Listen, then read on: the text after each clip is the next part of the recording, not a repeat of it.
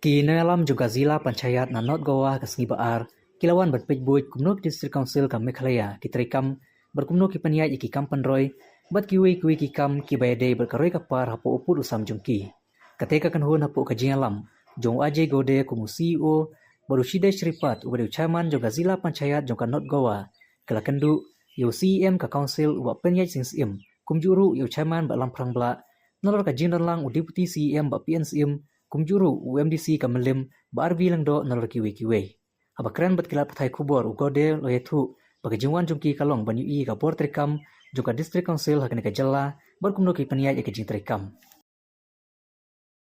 What we look at is how you all manage the waste management. We look at how you look at the processing of that, how you take up the infrastructure projects, what are the areas you touch upon, what are the ways you do it, what are the innovative practices that has been taken up in those states to improve the system that and then we go back, we review all those learnings from here, and then we come up with some kind of suggestions if any the state. So surely we'll compile.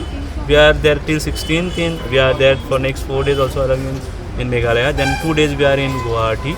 So we'll have learnings from all these states, both the states and all the areas, and then we'll come up with some kind of suggestions if any. As I say, when we have 25 members Jilla Panchayat in council in Goa, like North Goa, we have 2 Jilla Panchayats, North Goa and South Goa. We get funds from state governments and 15 finance and tribal funds also we get. So here you have your own revenue generation, you have your own fund system.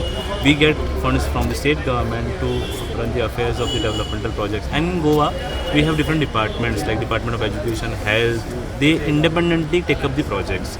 Like Jilla Panchayat will propose some projects in that constituency which will be taken up by the department. But here, the council itself executes the projects, which sometimes is a different scenario in Goa. So it's a different functioning altogether as far as Goa Panchayat Raj and how you function.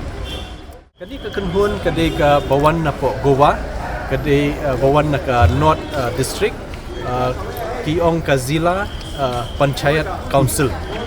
Hapo ka jingilam jong chairman, hapo ka jingwan lang jong CEO, Chief Executive Officer, but kini kiwe ki member. Te kiwan banyi kendu ingi bat ki pentip kerki menen hi bagi lapoi sini sepo Shillong ki kwa ban tip kam benia habide ka rukom penyak kam gejungi hapo council bat habide keriti dustur ki kita ki bor nani kita ki powers and function ke baka district council gejungi ka pej ka lumthup lani ka kudup ka pej namta ka sinshar khadar ka pej namta ke it ke hima ke pej namta ka kibapun haki benta ka ba haka haka nika kam jongka KHDC te nakaliang jongki ki penpau ya ke jingkemen hadin bangi la yo ban ya kendu bat ngiyo e ka interaction discussion ka bolong sultanat ka ba seso ngiru ngitip khambha shapang ka sinshar khadar hangthi lingba kini ki zila Panchayat Council but kiru kitip khambha shapang jungi ka Khasi Hills Autonomous Council. DKI ka bor bangiyo kum ka council hapo ka kanit ka bahan real jong ka constitution jong ka India.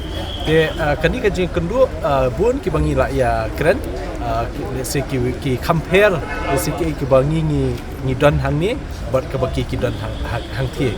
But nakaliang juki ki penpau jing kemen ba ki yo kendu ingi ban tip khambha ban tip kham jeliu shushu habide kariti ke dustur ke jungi hang ni po dikasi ke jungi.